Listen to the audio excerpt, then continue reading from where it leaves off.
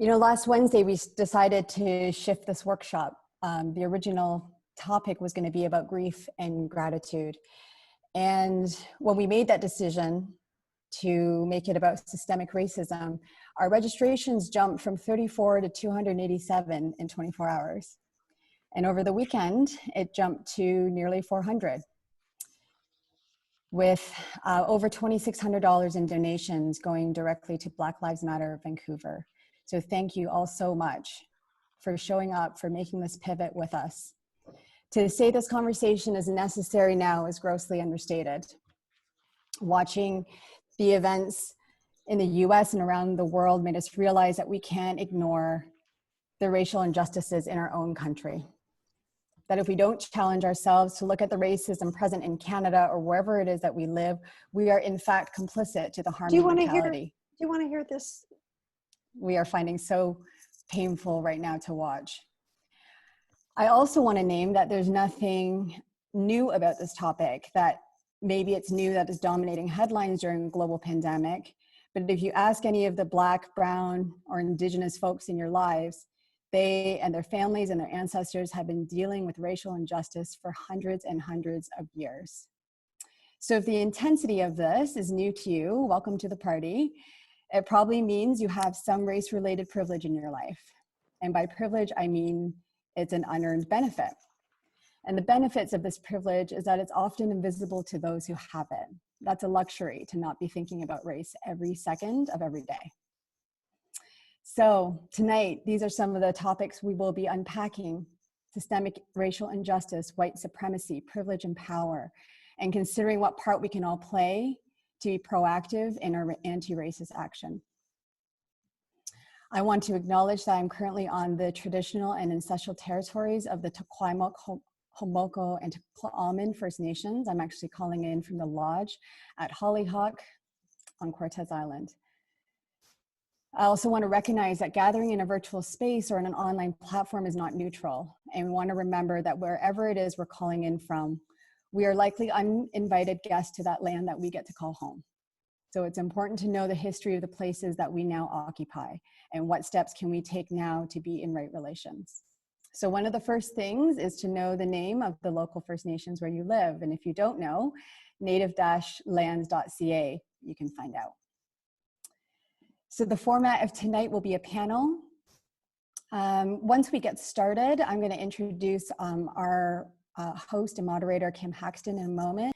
And lastly, I'd also like to just take a moment to recognize that as an organization that has been founded and created with a system that centers the experience of white folks, and as a team of white and non-Black people of color, we are examining all the ways that Hollyhock has perpetuated racism and upheld white voices in our spaces. There are many examples of this in our 38-year history, and some examples where we've been making progress and change. But that is a complexity of discussing systemic change. It's a dynamic tension where both things are true. And for real change to happen, it requires us to choose again and again to do and see and hear and do and act differently. So that's why we're convening tonight. It's just to start. Thank you all for showing up. And now I'd like to introduce Kim. She is a Potowatomi First Nations woman, co-founder of Indigeneyez, longtime presenter at Hollyhock, a multifaceted, multi-talented, land-based educator, friend and mentor to many on this call, and thankful. We are so thankful for your willingness to show up and lead tonight, Kim. Over to you. Hi, everybody.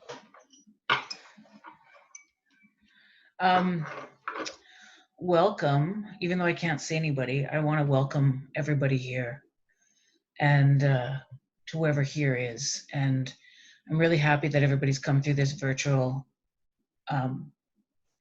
reality to this space. We're in a time and a place where what we are witnessing is abhorrent and has been a continuous measure of racism and a society of unequal access to power and equality that has been perpetuated. And tonight we have a really amazing panel of folks. I wish I could see all the folks. That would make it easier, but I can't. I can see you, Parker. Good. We have a really amazing panel of folks who work either front lines or work in race equity and have a lot of things to say around it. I want to introduce our panel first because I think that's really important.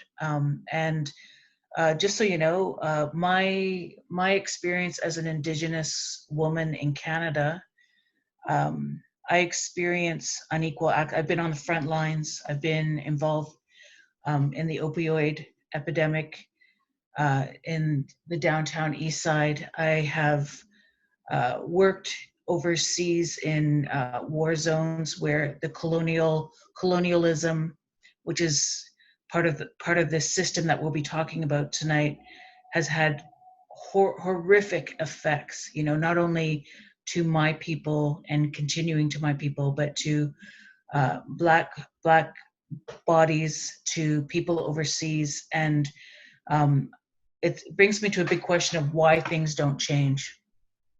I'm going to ask everybody that some of the conversations that you might hear are going to make you uncomfortable and unsettled, but I think that's part of our work, part of your work to feel that and to take action. I also want you to track yourselves. A lot of times when we hear things, we're already thinking and we're not listening. And that's a really important piece that I'm asking people to sit in a deep place of listening and track yourself every time that you're having some sort of felt response to what is being said. And just to note yourself. When I say that to people, when I'm running courses, I'm like, okay, you're going to track yourself. Like when we go hunting, you know, we're tracking an animal and watching what's happening, but you're going to be tracking yourself. And to catch yourself and to reset yourself, I'm going to ask you to take some breaths.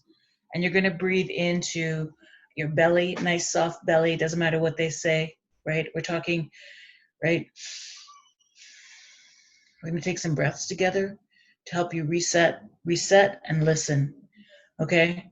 Because some of the work that we have here, it's really big. And we're talking about structures and systems and institutions that uphold this perpetual violence on Black and brown bodies. And we're going to we're gonna check it out. But I've got some really amazing people with me. And the first person I'm gonna call to that I want to introduce, because Parker, I can see you smiling.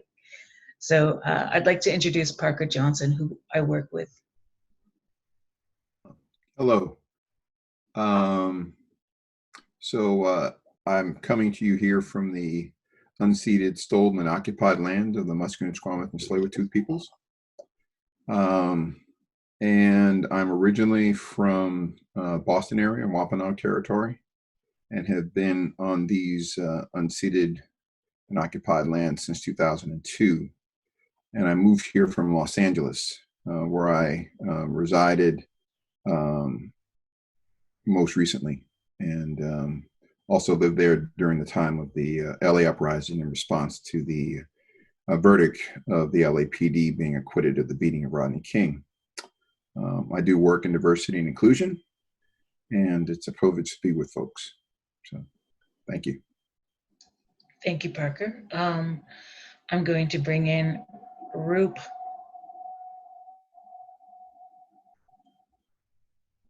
Hey, good people. My full name is Rupinder Singh Sidhu. Most everybody calls me Roop. I'm an interdisciplinary artist and facilitator that works at the intersections of social justice and the arts. I'm coming to you from, as Parker said, the unceded, stolen, occupied lands of the Musqueam, Squamish, and Tsleil-Waututh Nations. And I'm excited to be having this conversation with you all today. Thank you, Roop. Sophia, where are you? Right here. My name is Sophia Robledo Rower. I am a white Latina from Lenape occupied territory, also known as New York City, currently residing on Tongva Chumash land in Los Angeles, California. I am a farmer, an herbalist, an herbal organizer doing frontline support here in Los Angeles. I'm a prison abolitionist, among many other things, and a facilitator, and I'm honored to be in conversation with all of you. Thank you. And Karen. Thank you. I'm Karen Carrington. I am a middle-aged white woman named Karen, and very aware of that on this panel today and in this world at this time. I am coming to you from my home on the Squamish Reserve, which in North Vancouver, little postage stamp, one of the little postage stamps that was granted to the Squamish people from whose larger land was stolen, as we've heard. I'm on the board of Hollyhock. I run an organization called Climate Hope, and most of my work has been around environmentalism and the lifelong learning of how to do that in a way that doesn't equate to eco-colonialism and what it means to really be in partnership. Thank you. I just want to, this is such a weird modem of coming and going. Just you have to forgive me as I get used to this. I'm like, where did everybody go? I want to sort of bring us to a place where I can only speak mostly from a cultural perspective, right? Obviously. And when I work in communities, I talk about how everything is connected. There's a word in most Indigenous languages of how we are all connected. And a lot of times I say it goes beyond our village, right? It goes just beyond the place where we're located, because it goes everywhere. And we are we are connected in that way, like the ecosystem, like the plant world, like the forest, and everything that is connected there, and how it interfaces with each other. We live in a society. Derek Jensen, an American author, talks about we live in a culture of make-believe, and he talks about how North America was built on slavery and genocide of Indigenous peoples. And I think it's a really important place to recognize that before we begin, because that's the place in which all of the systems that we're going to be talking about today sort of are perpetuating this ongoing detriment to Black and brown bodies and other bodies as well. I'm going to speak to Canada mostly because my folks are from here, 10,000 years on the Great Lakes, and I really want to put it like this: is that when the folks came over here, when the Vikings came, actually after the Vikings, but when Canada started in its formation, they created the Indian Act, I think in 1876. There's lots of information you can find out about this, but the Indian Act was sort of a way of holding gender. Women were disqualified from being Indigenous. There's a lot of different things around this. People lost their, are you Native or not?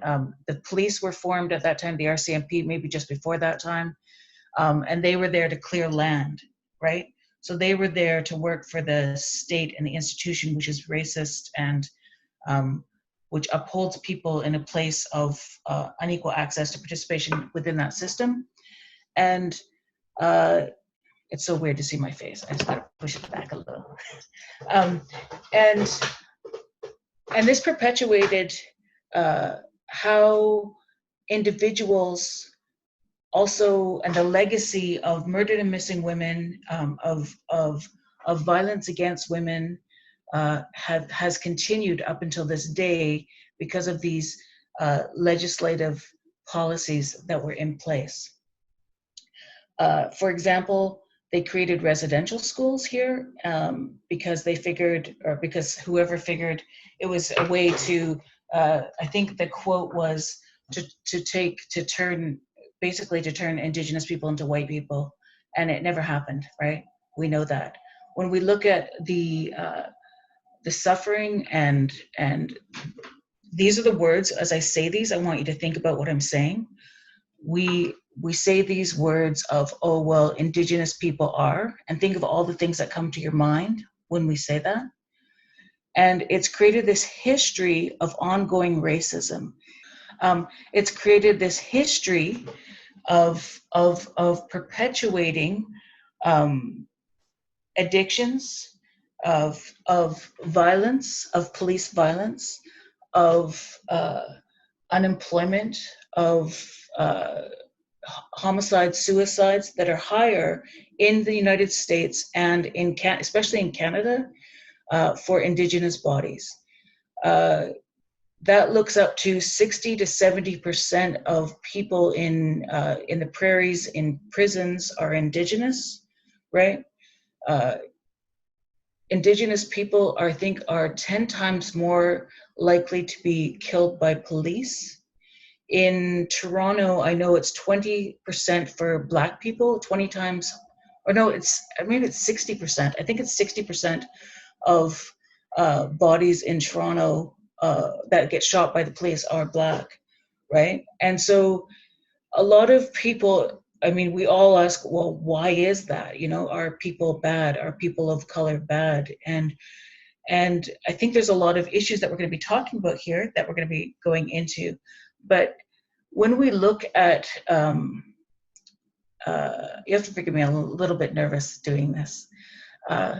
When we look at, you know, the disproportional statistics, there's something that's not right. And what happens, it gets dispelled to, like, with these ongoing issues of like, oh, we'll do another research to make this happen. We're putting money into this to make these changes. And what that really means is nothing for Indigenous communities. And I've got lots of examples of that where the government is like, we're putting all this money to Indigenous communities and organizations. And they do it in a very patronizing way of like, if you do this, you can have this money, you know, and it's on and on and on, like we don't know how to take care of our own people. You know, before colonization came, Indigenous people didn't have a police force. You know, we had a way of dealing with our community. Vicki Reynolds, I saw you on here last night, articulated to me, you said, you know, the downtown east side has a way of taking care of one another. They don't need to be policed, you know? So when we think of the RCMP, you know, right now, when I talk about residential schools, right now we have people still being taken away from their families, right? Residential schools took kids away and put them into their families. Not all, my nephew worked at the research for that, and not all of the residential schools were recorded. Some of them were experimental labs, right? Where they did they did stuff around how they fed people and starving kids, and did all these experiments on medical experiments on people that weren't, you know, sort of recorded. That came up, I think, in one of the reports, but much later before it was recognized. Again, a lot of these things are not acknowledged. So I think that's really important to look at. There was one more thing I wanted to add into that before I'm going to open it up, right? Is also to contextualize is that during the years of slavery in the States, people came up here and everybody thinks Canada was really great. Oh, we let slaves in, but actually Canada had really racist policies towards Black Americans coming up here, and they turned a lot of people away, right? We're seeing that continuing with some of the refugee policies for people fleeing from areas as well. And also slavery did happen in Canada. Again, that's one of the things that's lost from our education. And again, when I say education, I think that's a really important thing to look at. What do we learn about any of this? We don't, right? And so we're taught this, or we, not me, you know, in our mainstream education, we're taught this method, this way of viewing the world and others because of what we're not taught. And I think that's a really important thing. And when I say that to everybody, I really am asking people to look at and explore this, because you're all smart and you have Google, is to explore what this looks like and what these histories actually look like, okay? Can everybody take a breath with me right now? Okay, I'm gonna open it up right now to our panel. And those are a lot of different things, but I'm going to use the word, when I say white supremacy, and for everybody, actually, where does that hit you in your body? And the first person I'm going to call forward is Roop. Roop, just while you unmute, I'm going to suggest we're going to do a little Zoom hack here. And what this is going to look like is we're going to turn off all the videos of everyone else except for our 5 panelists. So that way you can watch this as a real panel, but in virtual space. And our Zoom masters behind the scene are going to make that happen. And Roop, you can start talking, but at some point, just didn't want people to be alarmed or jarred that if your video goes away. Thank you. And yeah, you gave a pretty large context there for how colonization's been playing out through the history of Canada. When I hear the word white supremacy, it essentially turns into a volcano in my stomach, and I have feelings of rage, sadness, anger, and like honestly work. It's something that I have worked against my entire adulthood, and it's something that I'll continue to work against more than likely for the rest of my adulthood, knowing that it's this large system of power that's around us that continually provokes violence on bodies of people of color and Black and Indigenous folks. And so that's where kind of white supremacy sits with me in my body. Thank you. I'm going to ask Parker.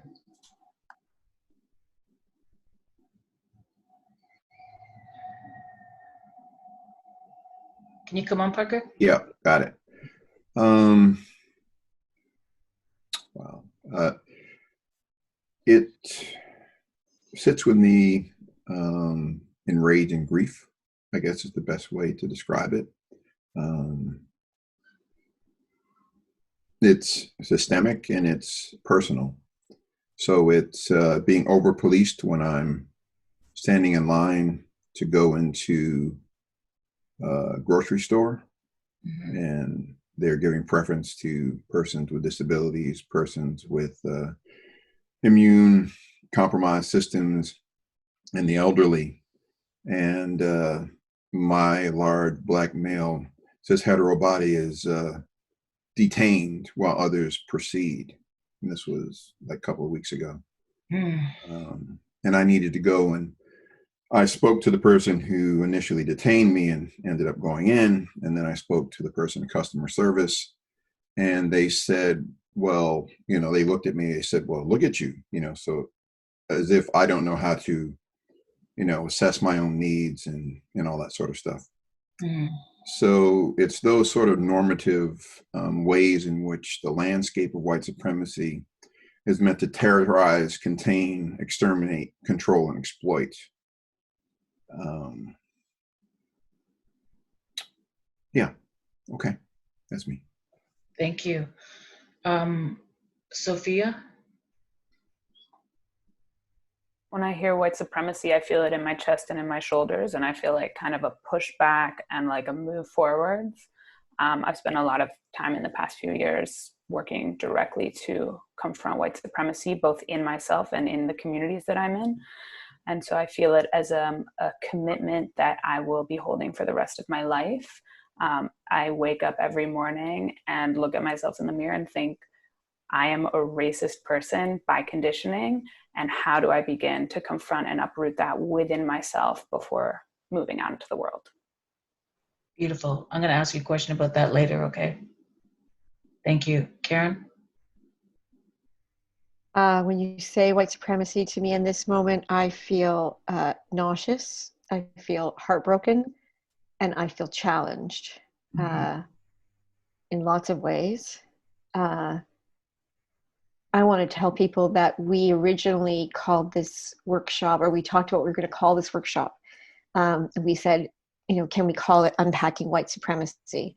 And we said, I don't know if our audience is ready for that. I think we, you know, and I think for Christ's sake, white people on this call, it's bloody time for us to get ready to have this conversation, because white supremacy is a system, like any system, like capitalism, and it's a system of oppression, and we need to understand it as such. And the very first thing we need to do is start talking about it and getting uncomfortable, figuring out how to be comfortable and doing our work for our allies who are people of color who have suffered for so long.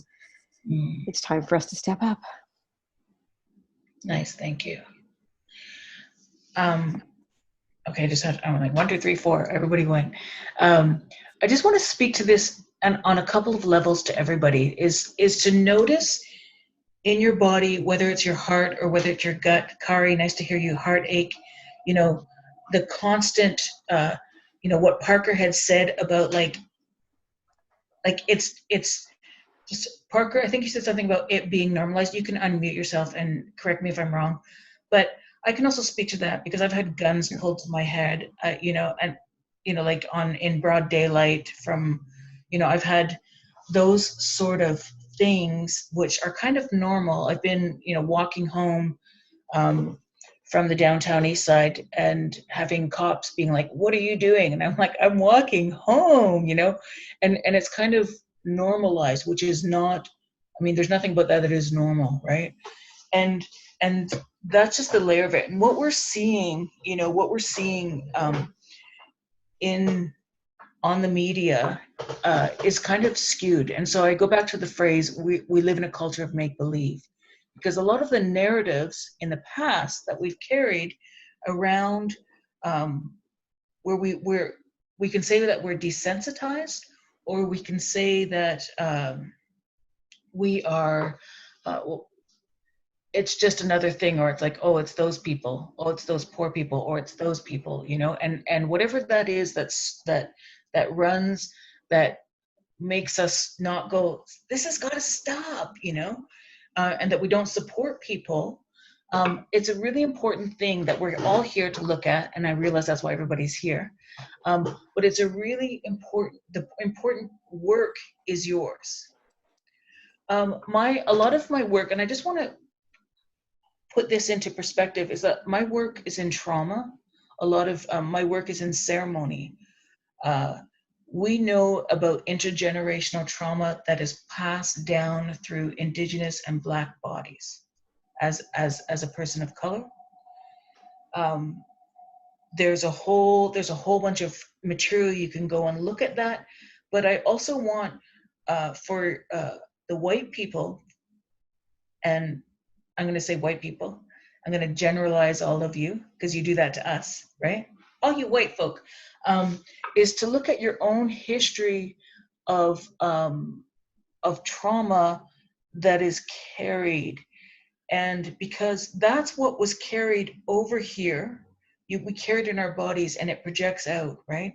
And it's not up for us to do your work or for us to hold your fragility of like, ooh, you know, there's a really amazing white lady named Robin DiAngelo who does work called on white fragility. I mean, Karen, you just named it, about white supremacy. And interesting, Karen, I just want to say this. Why would you have fear? What was the protective part of you that wanted to be like, oh, I don't think our folks are ready for this, right? Yeah. Yeah, right? But we had the conversations in organization. Is our audience there? And yeah, we decided that they weren't. And so that is, yeah, exactly. That's white fragility at work. Right. So it's an interesting place around, there's an interesting place around understanding how that these systems are perpetuating these institutions. Like, so the policies, ideas, I'll start like this. It's stairway of oppression. Ideas create beliefs, we create truths, we create policies. So I have an idea about something and I start telling everybody about the idea. And people are like, yeah, that's a great idea. And then eventually somebody's gonna be able, well, that's the absolute truth. I mean, there's a problem with truth because we each have our own. But those ideas, and they become beliefs, right? Oh, those poor people. And we create broad strokes about other people, right? And those things then eventually become policies. So I know that people struggle with this idea, and I just want to, and Rube, you can jump in, or Parker or Sophia, you can jump in and help me articulate this, please, is that so in Canada, people, white supremacy was when they came here and said these, when you look at the history books of what people wrote and what the priests wrote about Indigenous people, right from when Columbus came, they didn't understand the ceremonies that people did, and there was a lot of things, and they just said, these are uncivilized people, right? And they carried that back to Europe. And so when people came from Europe, they had that belief system. That belief system created a system of institutions, right? People were stolen, were brought here as slaves, or created institutions, that were based on those beliefs that they thought were truths, right? Which are policies. And some of those policies haven't been changed since that time period. Yeah? Does that make sense? So when we talk about white supremacy residing in our bodies, I think it's a really important place in which we can start, because we're looking at the epigenetics of trauma.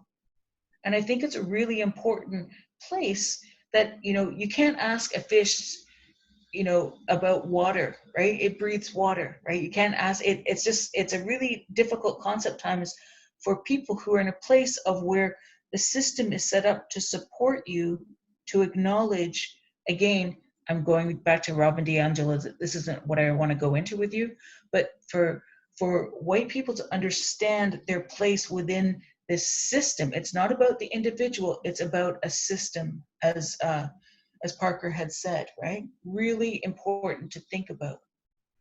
Especially and then you can pull up lots of statistics that support that, right? Does that make sense? It does. I just wanted to suggest too, in terms of reading a book that was given to me by my partners called Clearing the Plains. And I just want to encourage folks who have not read that to read it. It's a very good understanding of the documents that inform the genocide of Indigenous peoples and the occupation and stealing of the land known as Canada. It's a foundational text.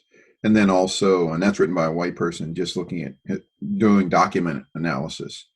But then also to read, and Kim knows, she can share with you a whole host of books and videos and everything on Indigenous peoples. But there's always the notion coming from the States that somehow Canada's genocide of the Indigenous peoples wasn't as bad as Canadian genocide. And I had someone who found out I was from the US who was giving a tour at the Museum of Anthropology, and I was asking questions, and at one point the person said, well, at least we haven't done to our Indigenous people what you did to yours, kind of thing. And I looked at the person and I said, so are we comparing genocides here? Is that what we're doing? And are we talking about Indigenous people as if we own them, in terms of your Indigenous people and my Indigenous people? And the person got a little bit affronted. Anyway, that's me. Okay, Kim, back to you, sorry. Kim, you're muted. I'm also just going to ask my other panel people to weigh in on this. Roop or Sophia, when we're talking about, we're unpacking, when we're talking about white supremacy, we're talking about dismantling these systems that aren't working, okay? And so when we're seeing people protesting, whether it's the Wet'suwet'en people, right, who are taking care of the land, or the people up in Treaty 6, protecting their land and being policed and being put and vilified by whether it's the media or anything else like that. This is what we're talking about, okay? We're talking about how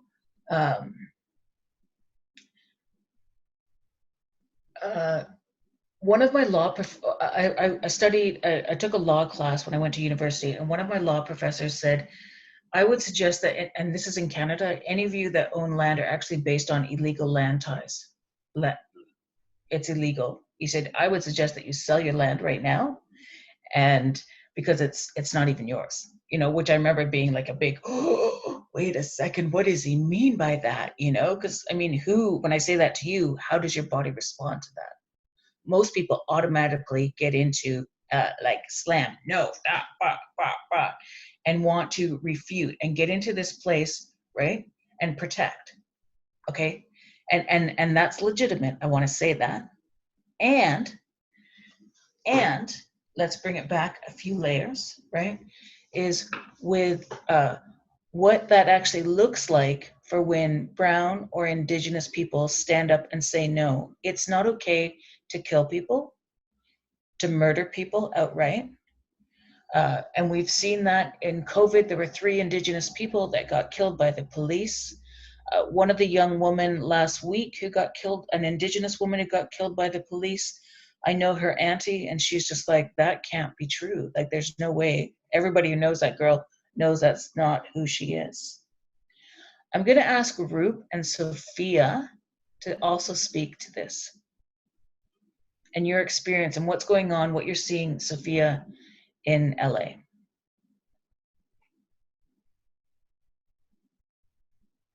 Roop, do you want to go first or should I? You go ahead. All right. I'll just start by saying that I come to this from a U.S. perspective. U.S. nationalism is real. That's another thing that lives in my body that I also try to uproot every day. And in the United States, the current system of policing that we have is directly linked back to slave patrols, in which you can actually see the shape of the badges, the role of the police is inextricably linked to the role of controlling Black and brown bodies. And when I think about the police, I think about multiple things. One is I think about what is the role of this system? What do I imagine it to be? And so I've been taught that it's to serve and protect. And then I look at what the police do, and I look at what thinking about the police brings up in my body. And what it always brings up is fear. And I am a white person, and for the police to spark fear in me, it's like, and I have all of these privileges afforded to me, means something. And the intense surveillance and scrutiny and violence enacted simply through the surveillance on Black and brown bodies is frankly unacceptable and has never been a mechanism of safety. It's a system rooted in a deeply bloody past, similar to colonialism, and it's a system that no longer serves its purpose, nor has it's actually still serving its purpose, which was to control Black and brown bodies and to protect private property. So actually it's a system that's working perfectly well, working exactly as it was designed, but it's not a system that will bring us to a world where people are free and safe. So I come to these conversations because I actually have a commitment to the future, and I have a commitment to the next generations. And I come to these spaces with an abolitionist framework because I believe we all deserve better. And I believe we can be better. And I believe there are ways to do that. But back to the body, I think one of the most essential parts of this movement at this current moment is us looking deep inside of ourselves and taking the time and space and energy to notice where and how the cop within us lives. Where do we police each other? Where do we begin to control each other's movements, control each other's sovereignty? And where does that come from? And I do it all the time. You know, I'm like, even to my roommate, I'm like, can you please move? Or all of these things that are not necessary, but that I do because I believe that I can control somebody else, which is an unacceptable belief system. And so what I'm doing right now, while I'm also supporting the protesters in the streets, on Sunday, we had 50,000 people in the streets of Los Angeles. We have had protests ongoing for the last 10 days. And I am beyond touched by these protests. It's incredibly peaceful until the police arrive. And I will also just go ahead and say that we have a right to riot. The system is violent. It is absolutely acceptable for us to act against a system of injustice with whatever means we feel necessary. And it's actually the police that are the greatest form of violence, in my opinion. But the last thing I'll just say is, when I'm doing this work, it is a two-part process. It is being in the streets, or it is taking action from home. Whatever it is taking action and showing up, even if that means forming a book club with all your white friends to read On White Fragility. But it also means doing your personal work of acting with integrity and intention and accountability. So going deep and noticing, where does the state live in you? Where do you believe you have a right to private property? Where do you believe you have a right to controlling others' movements and actions? And where do you believe you get safety from? I get safety from relationships. I get safety from hard work of accountability and trust building. And that's where I get safety from, not the police, not the state. So when I do this work, I just invite everyone into a deep interrogation of noticing, where does the cop live in me? And can I shift that relationship to abolish the cop within, to abolish the state within, and to begin the process of making yourself a sovereign person. Awesome. Beautiful. So well articulated. Thank you, Sophia. Roop. Yeah, beautiful, Sophia. Thank you. Just to kind of bring it back to a Canadian context, let's remember, like, you know, when we're thinking about these systems that are at play, at the very beginning of all of this is the Hudson's Bay Company. So you have capitalism's ploy to come here and take over. And capitalism, for me, really is at such a center of this, and police are there to make sure that capitalist systems keep on ruling over brown and Black and Indigenous bodies, and that a ruling class that was started 500 years ago and has been, I think some people have maybe seen that video that went around today where it was like played like 400 years of Monopoly before Black bodies or Indigenous bodies or bodies of color were allowed to take part in the game. You had 400 rounds beforehand, and now you're continuing this game. And so for me, really at the center, that is one of the centerpieces of it is capitalism, and that mode and frame of materialism, and how this world is an object and should be like grasped and sold and parceled and all these various different things, and really the inhumanity that capitalism brings in its framework. So when we're growing up in that framework within, whether it's the US or Canada, that's something that starts to live within us. Like, you know, as a teenager, I was this like proud Canadian boy. We had this like great image of this like 1980s UN peacekeeping force. And, you know, and then the education that came after that of the like brutal genocide, the brutal levels of slavery that existed on these lands, the reservation system, the like so many horrific racist white supremacist acts are from the very beginning of this country. And that has continued on till today. That is just the world that we're living in, and it's very easy to fall for this like Pierre Trudeau like beautiful governance, this multicultural fabric that is Canada, and it's just I'm sorry, I can't help but just see it as a falsity and a lie to prop up ourselves as Canadians, because like often Canadians are also putting themselves in this, well, that's happening south of the border, and no, it's happening here. Like Kim, you were saying, within the last 2 months, you know, I think 5 or 8 Indigenous bodies have died at the hands of police. And as Sophia was saying, you know, like this idea of defunding and abolishing the police state, because we can do better. We can come up with systems that catch people in a much better way than the police ever could. We don't need people showing up when people are having mental health crises with guns and handcuffs. We need mental health crisis experts showing up, those who can de-escalate a situation, those who know how to have that conversation, have experience with people with mental health in their lives, not people with guns. We can do so much better, so much better. I'm getting worked up. I'm back to you, Kim. Awesome, thank you. Karen. I think that, yes, thanks. I believe that I was taught in school that there was no such thing as slavery in Canada. That's certainly what I grew up believing. And of course, that's not true. And 2/3 of the slaves in Canada, according to the things that I've been reading, 2/3 were Indigenous and 1/3 were Black.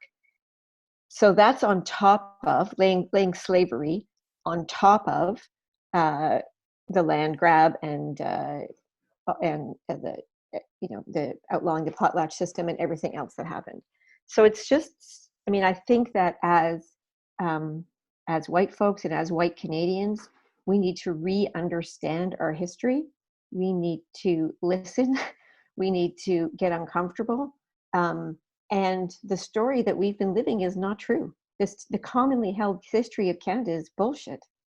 And we know it a little bit, like we're starting, reconciliation, we're kind of, oh, right. But the depths of it and how toxic it is starting to make itself apparent. And it is up to us to do the work, to really take it on ourselves, to have the conversations. In preparing for this panel, we were talking about, who do we want to be on, who should be on this panel. And one of the things that I learned is, did I want to be a white, being a white person in this conversation, is that all of my Black and Indigenous allies were saying, you all go and talk among yourselves and work it out and work your shit out. And don't reach out to us to ask us, to check in with us and how we're doing, unless you're a really close personal friend. Really do the work. And I think I think if that's all we did, that would change so much, because we're having two separate conversations. White people are having one conversation and Black and Indigenous people are having another conversation, and that's got to end. Could I just add one thing on that? Like, I think something I've heard repeatedly is like, but where do we begin? Where could we grasp these critical straws? And if you simply Google how to end white supremacy, or ending white supremacy, or perhaps even Indigenous history of Canada, or even social movements of Canada, or enslaved people in Canada, there's actually so many people that have been working on this for years and millennia. Like, people have been stewarding these histories forever. So I would invite people on this call to, instead of wondering where could I get activated, to notice there's actually incredible resources called the internet, where we can actually educate ourselves and each other. Thank you, Sophia. I was thinking the same thing. I think there's something, thank you everybody on that piece. I know our time is coming to an end, and I want to talk about the idea of defunding or abolishing the police, as we know. Sophia's big smile, can't wait for you to go off on this one. We have a lot of resources for everybody. I just want you to know that on what we're going to be talking about. But I think it's really important to understand that this work, I look at a lot of the diversity work and stuff, and it's really important, but it needs to be in actually an action, and that's really important. How do we take action, and how do you take action? How do you show up for our village, right? Without policing each other. Watch how we do that. We tone police people. We do things like that. What's right and wrong. We get caught in that. And I just want to, there was one thing that I guess it slipped my mind, so we won't go into that because I know our time's there, but I want to talk about changing, Sophia, maybe you're going to start again on this one, because I think what you have to say is really important about, you're an abolitionist around the police. And if you could frame that for people, and I'm going to say what's on most people's mind, if people are going to be aghast and go, oh, but we need the police. What about the rapists? What about those rapists? Yes. Go ahead. Sure. So I come to this conversation from a background in student prison abolitionist organizing, and it was really prison abolitionist organizing. When I think about the prison industrial complex, I think about an interlocking system of control and violence that is designed to protect capitalism and capital and private property. And I came to this work because I fell in love with somebody, and I was like, obsessed with her, and she was like, well, I'm starting this student activist group. And I was like, well, I'm certainly interested. And I stayed in it because it was the most soulful expression of faith in a better future that I could imagine. So for me, abolition is actually a spiritual commitment to believing that we can build new ways of being in community. And when I talk about abolition, essentially abolition goes to the core of how do we think about harm and violence? What do you need when you're experiencing harm and violence? And what are the systems that are currently in place to support harm and violence? And I would argue that the police and prisons are actually the largest site of harm and violence in our society. In the US, police kill over 1,000 people a year. And there's many other corollaries of death, like access to food, access to water. All of these things are other vectors of death and the same system of colonization and white supremacy. But when I think about the police, I think, what are they protecting us from and for whose behalf? And when I think about, for example, when you think about the case of sexual assault in the US, it's like almost none of the cases would ever go to court. And then you rely, so when you're sexually assaulted in the US and you're encouraged to go to the police, it's one of the most dehumanizing, violent systems imaginable. You will be forced and asked and discounted over and over and over again. So when I think about solutions to violence, I believe the police are not a solution, but what I'm much more interested in are what already exists. We know that people have not been calling the police because they can't afford to. There's lots of Black communities that cannot call the police because they know the police will come and likely kill and harm further. So these solutions around violence and around harm actually already exist. But because we as a culture and as a society don't necessarily value those sources of information, that's where I believe we're actually losing our future. Because there are so many strategies to harm reduction. There are so many strategies to mental health interventions. There's so many possible actions that don't rely on the police for safety. So that's where I come to it as an abolitionist. But my last thing I'll just say is that I come to it with a trust that a better world is possible. A trust that that actually my humanity is bound up in Kim's humanity, which is bound up in Parker's humanity, which is bound up in Karen's humanity and Roop's humanity. And that actually, the more that I dehumanize any of them, the more I am dehumanizing myself. And the police are ultimately a system of dehumanization and violence. So I go to this place of humanity and the more than human world and protecting it all for the sake of future generations, because this is a fight for our souls. This is a fight for our hearts, and this is a fight for our future. Thank you. Parker. Well, I don't think there's much to add. It just got broke down. I don't think there's much to add to that. The thing that I would say is that to make quick gestures, such as our prime minister has done regarding body cameras, is just going to be getting pictures of violence and then dismissing it as not being violent. Because currently, people get gaslit around these things, and people of color, Indigenous folk, Black folk know they were over-policed and killed and brutalized, and that's what the system was designed to do. So, it's really not about looking at the shark in the water. It's about the water that's the terror. People, say, oh, white supremacy is, it's like the shark in the water. I'm like, no, white supremacy is more like the water. We just focus on the shark. So I think that, if we're going to, look at, say, Mark Saunders being thrown under the bus in Toronto, it doesn't stop the bus from going. And so we really need to think about what kind of society we want to have, how we want to live. Having lived through the uprising in LA and really seeing a shift in the language, seeing what's happening with Simi Valley, where they are putting out of their city council a white supremacist, former police officer, is a big shift from being the bedrock of place where Simi Valley was, where the decision came down to acquit the police of the vicious beating of Rodney King. So there is a sea change happening, and we need to pay attention to that. And we have to be in this for the long haul, not for the short journey. And we can't do it with gestures and feel that we can buy our way out of it. Capitalism is a response, but more capitalism on top of a corrupt structure. Just donating money won't do it in and of itself. I'm not saying not to donate money, that helps, but the core of it really is a fight for our souls and how we want to be on this planet.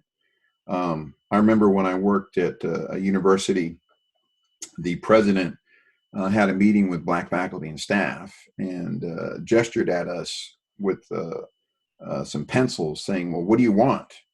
And that gesture of wanting to placate folks, sort of throw money, tell me what you want, give me a list of demands, lay out the strategy that I need to engage in order for you to leave me alone so we can continue to do business as usual.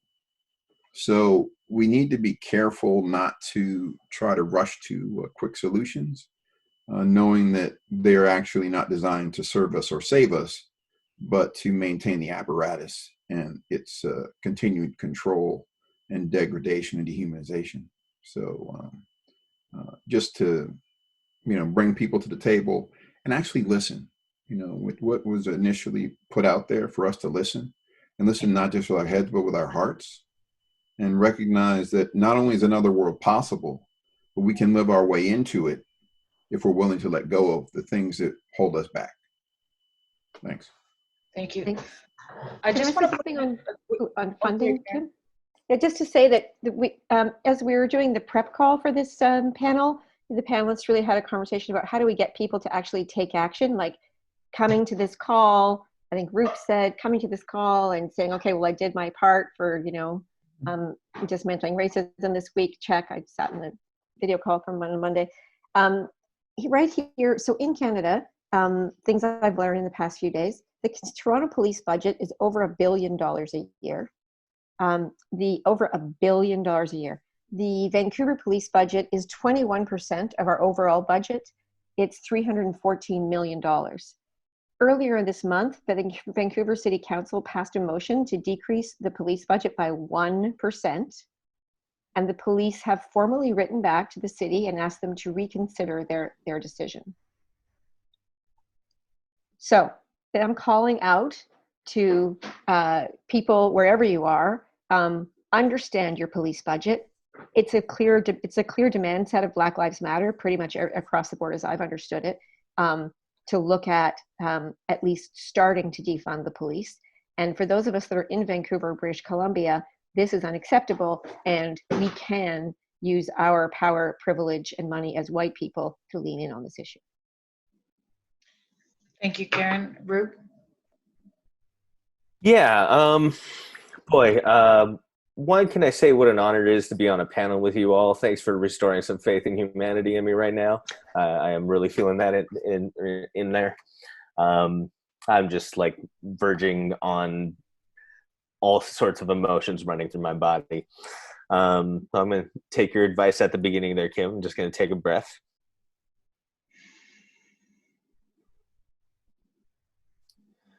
When we look at the ideas of, like, when we say defund the police or absolve the police altogether, a lot of people get scared because in their minds, in this idea of structured order of society, the police have been keeping order in society. And I don't think that's the case.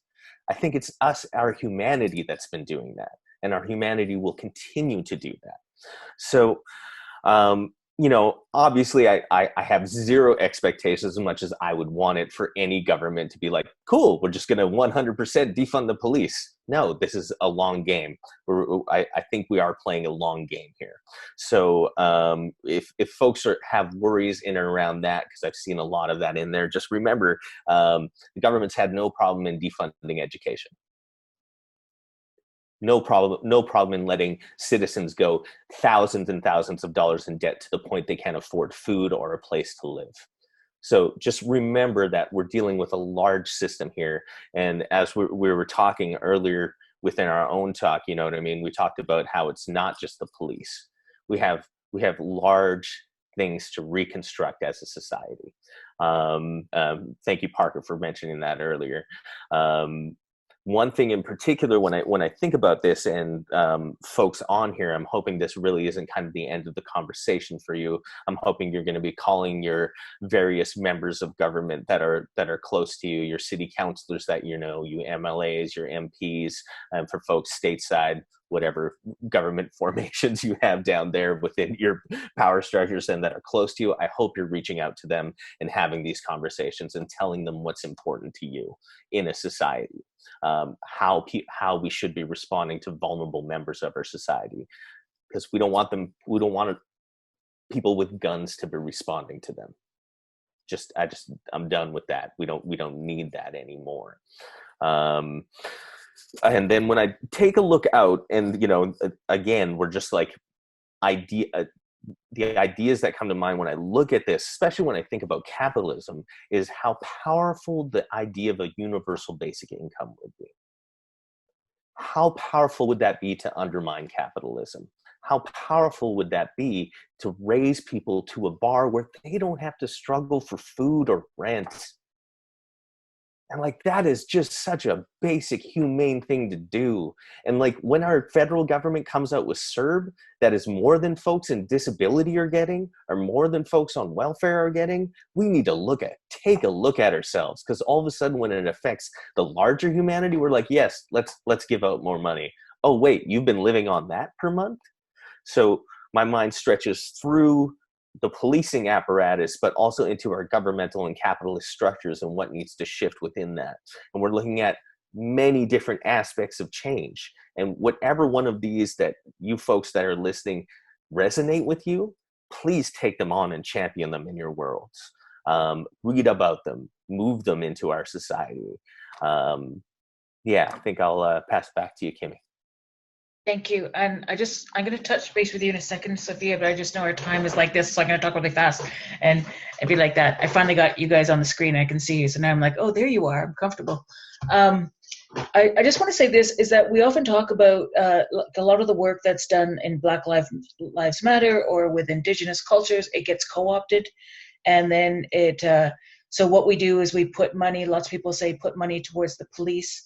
We can train them. We put money into training. That's what happens, Karen, is they put money into training, but it's not sufficient because they're not trained in the way that they need. It's a waste of money. It's still, cameras get more, like, it just becomes more policing. It becomes more and more. And we're going to leave, I think there's going to be a list of links about abolition, about lots of these different things for you to do your own work, because we don't have time to do it. But Sophia, what have you got to say? Because you're amazing. My really final last thing was just that I forgot to speak on abolition and reform, and that right now we're seeing a lot of we're seeing a lot of reforms that are being framed as abolitionist, and that's really exciting. My really quick abolitionist note on that is critical to remember, even in the phrase, that they are still reforms and that ultimately we are still fighting for a world without police or prisons. But I would encourage people, when you're looking at some of these reforms, because abolition is absolutely scary. I hold the hard line of abolition because there are enough people out in the world already reforming. And like you just said, Kim, that money that goes to police departments for body cams, the cops in the US are covered in body cams and it has not done a damn thing. And I would super encourage everyone to listen to the most recent episode of Code Switch, which talks about the spectacle and visual culture around Black death, because I think it's critical for people to understand that. Do not share videos of Black people dying at the hands of the police. Actually, don't share those videos anywhere. And the thing that I would just say around reforms is, when you're looking at the reforms, ask yourself the question, is this money going to expand the police, or is it going to protect people and keep them safe? Cams are not going to keep people safe. More money to the police is not going to keep people safe. We invest, if COVID has taught us nothing, it has taught us that we invest in our health first, and we invest in community first, because we are what keeps each other safe. Not the system, not the police. I like that, Sophia. So this is an amazing conversation, and of course we need much more time on this. And there's many beautiful questions coming up, as you can see on the feed, and people responding to that. So I really thank you, everybody, for that. I just want to thank our panel, for everything that was input. There's so much more information that all of these amazing humans have to speak on this, and there's so little time to actually get into it. We're just sort of scratching the surface of what we're looking at here. And I want to acknowledge that this whole linear time piece is not in our favor tonight. And it was really also really powerful in the time that we were able to sort of put forth some ideas. And really it's up to people to do their own work for white, especially white folks, to understand how you uphold white supremacy. You're complicit in white supremacy. Not that you're a KKK. I'm not saying that. We're looking at systems, right? We're looking at institutions, right? We're looking at how things we're looking at economics, capitalism, right? We're looking at these things which separate us, right? If they were to give money, let's say they get rid of 2 cops, and they were to give money to a bunch of elders who went around and hugging and taking care of people's mental health. One of my friends who was an RCMP said, Kim, 90% of the work we do is mental health work. It's not criminal work, from an RCMP who quit, actually. But I just want to acknowledge everybody. Karen, do you want to, we're coming to the end of our time. I don't know how you'd like to. Well, I want to thanks, Kim. Thank you, everyone. Thanks to the panelists so much. And thank you for all of your comments. And I do see lots of questions around what does it mean to defund police? And like this is, these issues, I will out myself and say were new to me 4 months ago. Parker's got a great book, so you want to talk about race. So I would encourage people to, if we didn't answer your question, but we raised a question in your mind, answer that question. Which one's that, Parker? All our relations. And we are donating proceeds of this webinar to Black Lives Matter Vancouver. So you can go on the link for this and make a donation through Hollyhock. You can make a donation to any of the organizations that we'll send to you in an email following this. So we, Kim and other panelists have put together an amazing resource list of organizations you can hook into, books you can read, talks you can listen to, things you can fund. I think my request would be, don't just write a check. That's pretty easy. Actually do something, and do something that makes you uncomfortable. That's my ask to you all. Ling, do you want to close us out? I would love to. Can I step in really quickly here? Absolutely. I also want to put a challenge out to Hollyhock in being a leader amongst these people, is that you all follow up with the folks that got here today. Help them find resources. Help them do the good work that you all are pushing to have happen in the world. As we were saying at the beginning, this falls on so many various different brown and black bodies throughout it, and it would be, I think you all are a great site for that kind of an intervention when it comes to political awareness and political campaigns and fundraising. Y'all have smashed that stuff in the past. I look forward to you smashing it here too. Yes, and please do raise those funds, contribute. But in the way that I sort of thought about the response of George Clooney, which was really great to what's been happening. He's from Kentucky, so Louisville had some activity, as we all know. My challenge to him was to think about inclusion riders. Because as much as his platitudes were beautiful, the amount of people of color that are on front of the screen and behind the screen and things that he starred in and produced is damn near negligible. So cast your bucket where you are. If you find people saying things like Blue Lives Matter and, not all police, challenge that. Because if you don't, you too are dangerous. I too am dangerous. The same way that men need to challenge each other around misogyny and sexism. We need to step into this. And people like Candace Owen don't need to get amplified. Squash that shit. So, you know, I came on here with some ambivalence. And I'm hoping that that is not necessarily why I shouldn't feel that way. Because Black folks are putting a lot of labor out there. And so as much as I don't want to represent Black people, I realize that many of you probably don't know many. And I'm not saying to rush out and go out and get yourself a Black friend. But I am suggesting that in terms of Black and Indigenous folk, do some work. We got to do our work every day because it is a journey. It's not a destination. And as uncomfortable as we may feel, that's nothing compared to people who deal with this shit 24/7. Mm-hmm. And whatever it is, whatever struggle they have, we have, it's some serious stuff. And so when we say we're unsettled, we can think about that in many ways in a colonial state. So let's keep ourselves unsettled. And as they say, you know, we want to continue to press on because the COVID did not surface the racism pandemic. The racism pandemic has always been here. It just has COVID on top of it.